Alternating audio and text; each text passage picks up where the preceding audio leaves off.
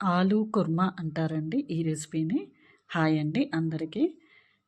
నేనిది బిర్యానీలోకి చేశానండి.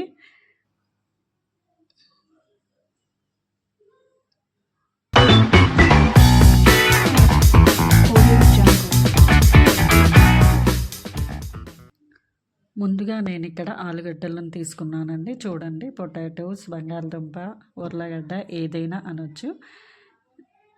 చూడండి, ఇలా హాఫ్‌గా కట్ చేసుకొని బాయిల్ చేసుకోవాలండి.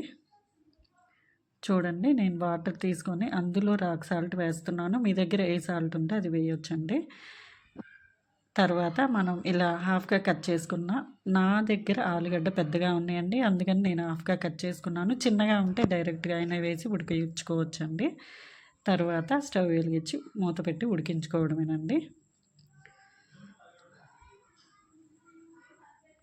చూడండి, మూత పెట్టి ఉడికించుకోవడమేనండి. ఇవి ఉడికేలోపు మనం మిగతా ప్రాసెస్ని చూద్దామండి.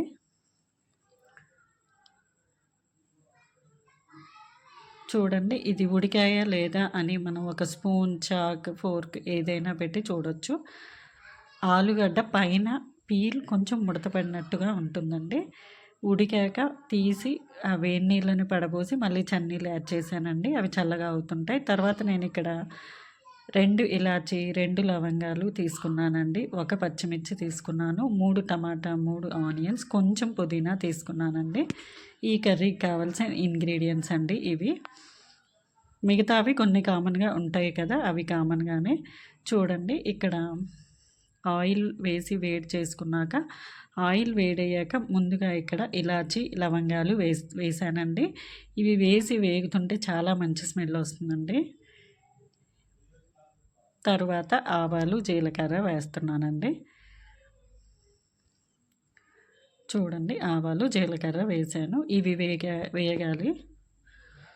ఆవాలు కంప్లీట్‌గా చిటపటలాడడం అయిపోయాకే మిగతా ఇంగ్రీడియంట్స్ వేయాలండి. ఇది ఏ పోపులోనైనా ఈ రూల్‌ని పాటించాలి. తర్వాత ఆనియన్స్, పచ్చిమిర్చి వేస్తున్నాను. ఈ ఆనియన్‌ని గోల్డెన్ కలర్ వచ్చే వరకు వేయించుకోవాలండి. ఇలాంటి గ్రేవీ కర్రీస్‌కి ఎప్పుడైనా ఆనియన్ గోల్డెన్ కలర్‌లోకి వస్తేనే టేస్ట్ బాగుంటుందండి.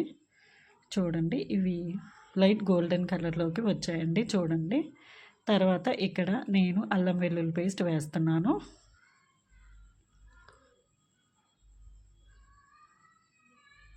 ఇక్కడ నేను 1½ టీ స్పూన్ వేసానండి అల్లం వెల్లుల్లి పేస్ట్. ఇక్కడ ఎవరి క్వాంటిటీ తగ్గట్టు వాళ్ళు వేసుకోవాలండి. తర్వాత నేను ఇక్కడ అల్లం వెల్లుల్లి వేగాక టమాటా వేస్తున్నానండి. టమాటాను చిన్నగా, సన్నగా కట్ చేసుకోవాలండి. తర్వాత పసుపు, సాల్ట్ యాడ్ చేస్తున్నానండి. సాల్ట్ ఇక్కడ కొంచెం యాడ్ చేస్తున్నానండి, ఎందుకంటే ఆల్రెడీ మనం ఆలూలో కొంచెం సాల్ట్ వేసాము. ఇది టమాటా మెత్తగా అవ్వడం కోసమే ఈ సాల్ట్ వేస్తున్నాను. ఈలోపు మనం ఉడికించుకున్న బంగాళదుంపని పీల్ తీసి సన్నగా కట్ చేసుకోవాలండి. ఇది చేత్తోనైనా స్మాష్ చేయొచ్చండి. కొంతమందికి చేత్తో స్మాష్ చేయడం నచ్చదు, సో ఎవరికి నచ్చినట్టు వాళ్ళు చేసుకోవచ్చు. తర్వాత ఇక్కడ నేను కొంచెం గరం మసాలా వేస్తున్నాను.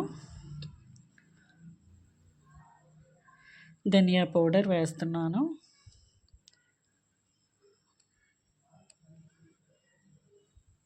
కొంచెం కారం యాడ్ చేస్తున్నాను.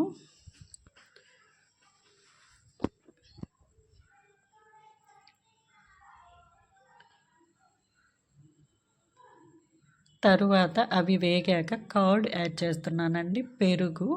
ఇది నేను 1½ టేబుల్ స్పూన్, ఒక పెద్ద గంట అనుకోవచ్చండి, అది వేస్తున్నాను. అది వేసి మూత పెట్టాక నూనె పైకి వచ్చే వరకు ఉంచి తర్వాత మనం స్మాష్ చేసుకున్న ఆలుగడ్డని ఇందులో వేసి నీళ్లు మునిగే వరకు పోయాలండి.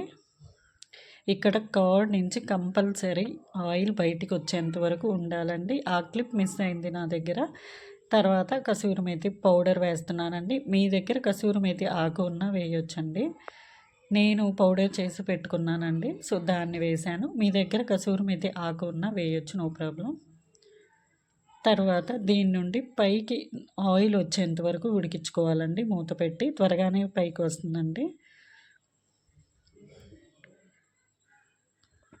చూడండి ఇలా పైకి వస్తుంది ఆయిలు. తరువాత కొత్తిమీర కట్ చేసి వేసి 1 నిమిషం ఉండి స్టవ్ ఆఫ్ చేసుకోవడమేనండి. ఇది ఓల్డెన్ డేస్‌లో పెళ్ళిళ్ళల్లో ఇది ఫేమస్ కర్రీ అండి. ఇప్పుడు పన్నీర్, మష్రూమ్ అని చాలా టైప్స్ వచ్చాయి. ఓల్డెన్ డేస్‌లో ఇది ఒక కర్రీనే వెజ్ వాళ్ళకి ఉండేది. అంతేనండి, మన కూర రెడీ. ఇది రైస్, చపాతీ, దోస, బిర్యానీలోకి చాలా చాలా బాగుంటుందండి. పుల్కా, నాన్స్ ఇలా చాలా రకాలుగా దీన్ని యూజ్ చేయొచ్చండి.